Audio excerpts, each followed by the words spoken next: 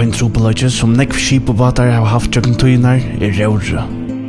Ta at det ikke venta nå vel. Men nå en løsning kommet til henda trupeløyga.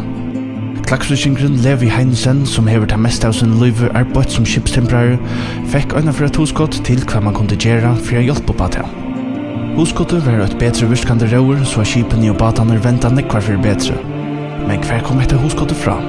Jeg har jo alltid arbeidet på skip, og undret meg over at det er så øyne når man manøvrerer skipene. Bruker støren ventediameter. Og vi sitter her i koksventan og hittar skipen om hvordan øyne de manøvrerer. Så var ferdig verska. Og i verksitterhuset var det gode hjelp vi med til annen patentsgrasetting, framløsle og villæging annars. Og hvordan virker dette røret? Ja, røret virker sånn at du kører det og i styrebord, så flyter det seg i bakbord.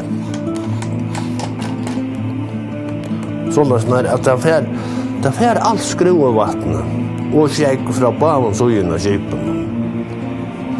Og tradisjonelt røver, det teker bare helten av skruevattnet og skjegg og øremennene fra skipen. Her er så øyne av skipen. Skipet Polarstjøtnan hever nødja røyre til Levi. Ter prekva røyre vel effektivare enn vanlige røyrene.